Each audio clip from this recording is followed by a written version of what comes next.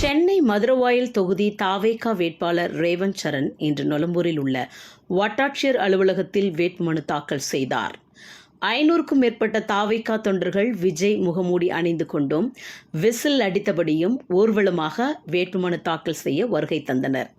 பின்னர் ரேவந்த் சரண் தாவேகா மாவட்ட செயலாளர் பாலமுருகனுடன் இணைந்து வேட்புமனுவை தாக்கல் செய்தார்.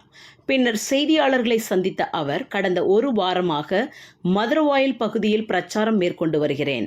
பட்டா இல்லை, கழிவுநீர் பிரச்சினை உள்ளிட்ட பல்வேறு பிரச்சனைகளை தெரிவித்து வருகின்றனர். சமீபத்தில் கூட மதுரவாயல் மேம்பாலத்தின் கீழ் நான் வந்தபோது கழிவுகள் கொட்டப்பட்டிருக்கிறதை கண்டு சமூக வலைதளத்தில் பதிவிட்டு அகற்றினேன். மதுரவாயல் சட்டமன்ற தொகுதியில் நான் வெற்றி பெற்ற உடனே பெண்கள் பாதுகாப்பை உறுதி செய்வேன். பல இடங்களில் சாலை விளக்குகள் உள்ளிட்ட அடிப்படை வசதிகள் இல்லை. எனவே மதுரவாயலில் வெற்றி பெற்ற பின் ஹைடெக் சிட்டியாக மாற்றுவேன். சாலைகள் குண்டும் குழியுமாக காணப்படுவதால் கர்ப்பிணிகள், முதிர்வயதுகள் கடும் அவதிக்குட்படுகின்றனர். 2011 முதல் 21 ஆண்டு வரை இருந்த அதிமுக எம்எல்ஏக்களும் தொகுதி பக்கம் வரவில்லை. அதனால்தான் 2021 ஆண்டில் திமுக எம்எல்ஏவை மக்கள் கொண்டு வந்தார்கள்.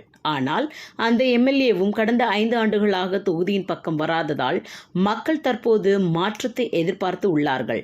கண்டிப்பாக 50,000 அல்லது 60,000 வாக்குகள் வித்தியாசத்தில் வெற்றி பெறுவோம் என்று தெரிவித்தார்.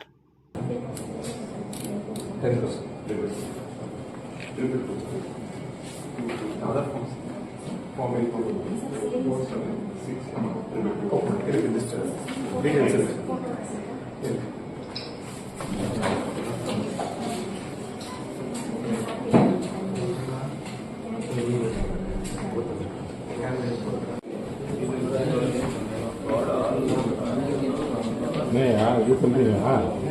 ஐயா பண்ணுங்க.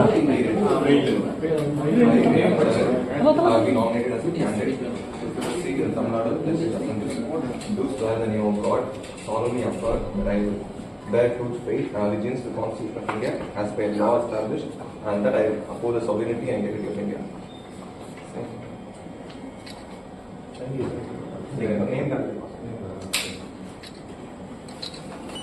அப்படியே இருங்க சார். சரி சார், சரி அப்படியே இருங்க